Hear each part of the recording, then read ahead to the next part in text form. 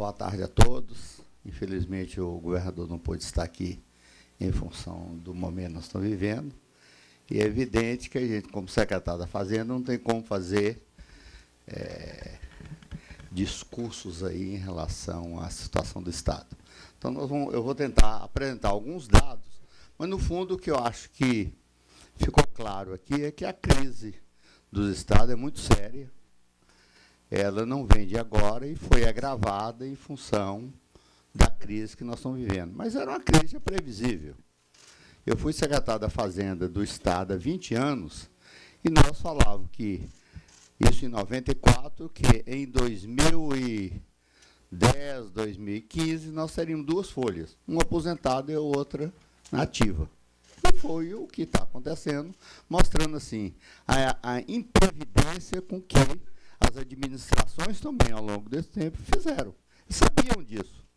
Então, hoje, a gente sabe que, mesmo que parte dessa crise venha aí da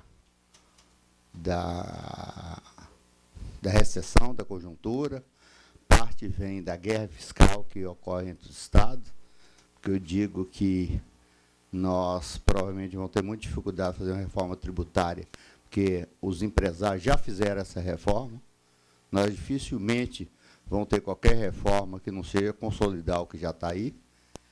E o que a gente vê é que o grande peso e a grande dificuldade dos Estados hoje, não no curto prazo, mas no médio prazo, seria a Previdência. Minas talvez tenha a pior situação atuarial, ela tem um déficit. Se nós estamos falando que os estados têm um déficit aí de 5, 6 bilhões, trilhões, Minas tem 450 bilhões de déficit previdenciário, ou é o valor atuarial, porque talvez seja um dos estados que tenha uma proporção maior aí de servidores em relação ao PIB, ou em relação à receita.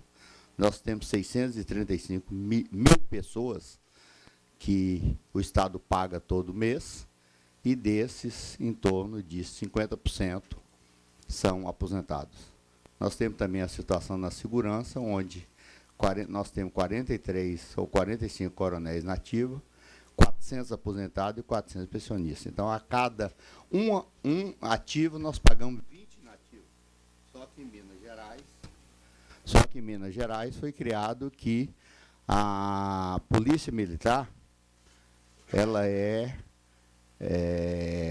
área jurídica, foi criada no último governo e, portanto, ela tem como limite o limite da área jurídica, portanto, todo coronel nosso ganha em torno de R$33 mil. Mais ainda, várias distorções que foram criadas quando esses militares, principalmente, ganhavam soldos menores.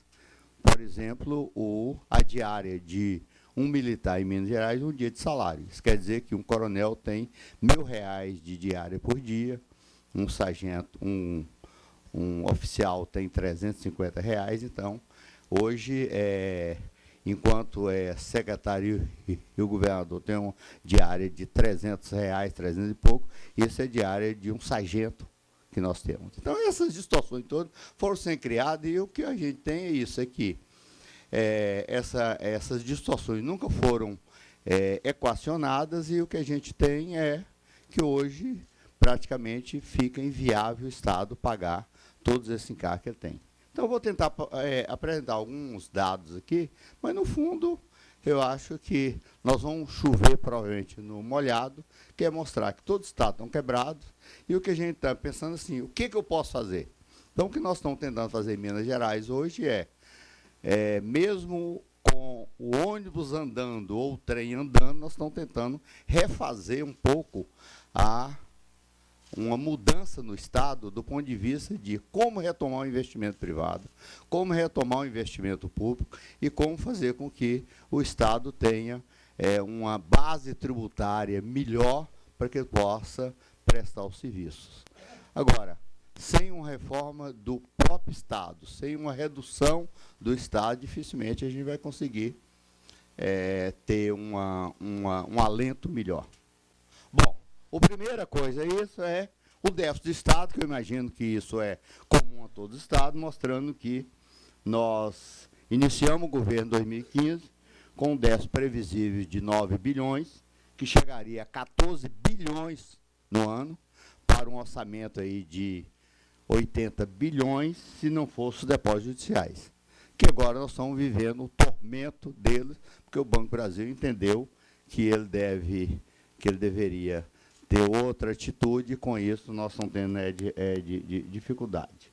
Em 2016, nós tínhamos também um déficit de 9 bilhões previsível, foi para 4 por causa da renegociação da dívida, que nós não pagamos a dívida durante 8 meses, né, em função aí da negociação do governo, e também a negociação da folha. Mas o que a gente vê isso é que em 2015 nós tivemos 9 bilhões, em 2016 4 bilhões, em 2017 a previsão é 8 bilhões e em 2018, que nós mandamos a LDO agora, 8 bilhões. Quer dizer que em 4 anos, 30 bilhões.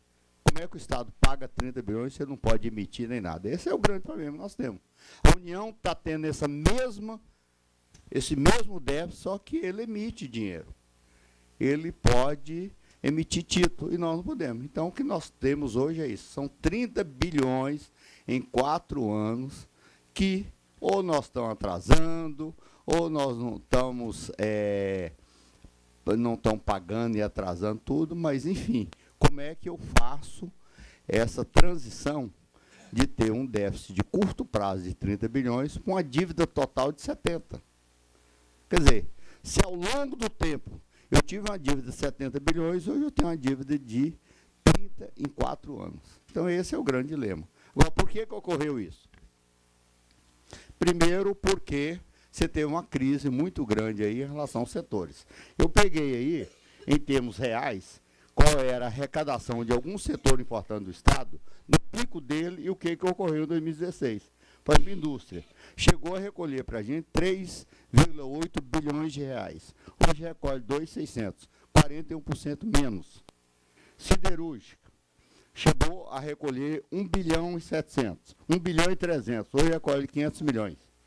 64%. Veículos, cimento, minerais, transporte, enfim. A crise de curto prazo fez com que os estados tenham essa dificuldade, porque ele tinha um horizonte de receita e criaram despesa em relação a esse horizonte, porque ninguém tentou fazer uma previsão que esses aumentos, esses picos, eram picos e não situação normal, e criaram despesa em relação a isso. Então, esse é o que nós temos, que os grandes setores do Estado, alguns setores aí, você tem quedas em relação ao que nós recebemos de 50%. Que empresa, que Estado consegue viver isso? Não existe.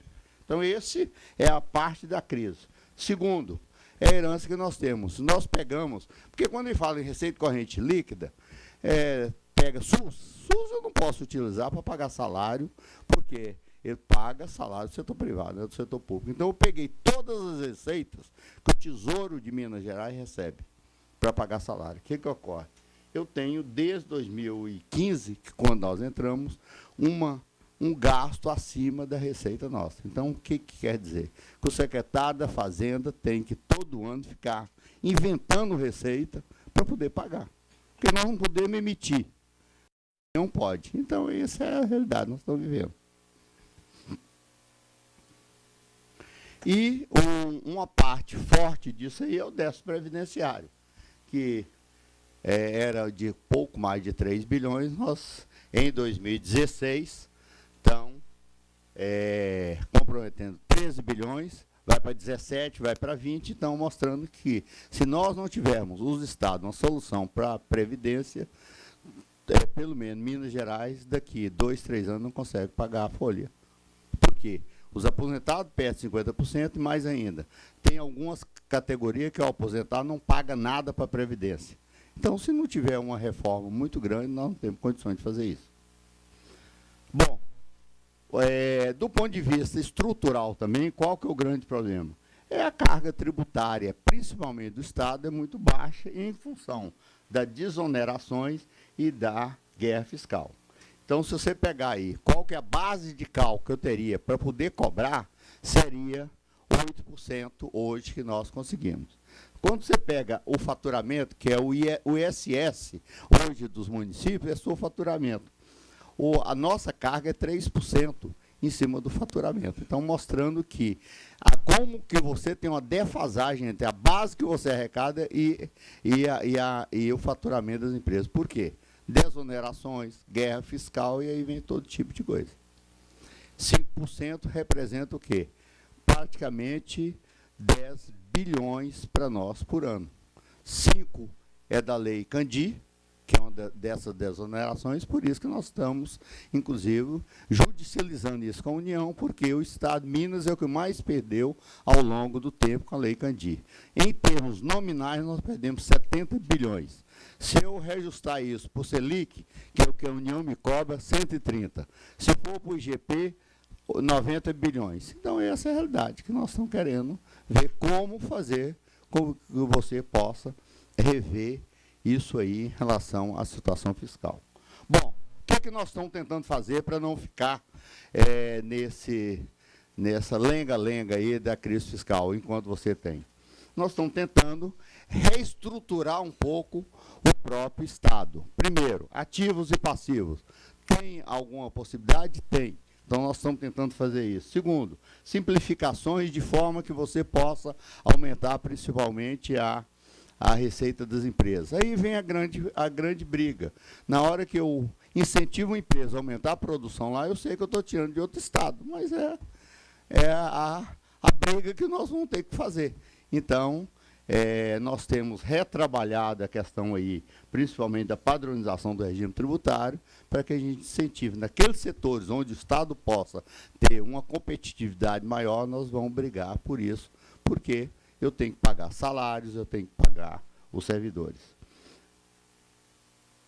E, para finalizar, o que nós fizemos? Nós estamos mandando para a Assembleia vários fundos, a criação de vários fundos para incentivar investimentos.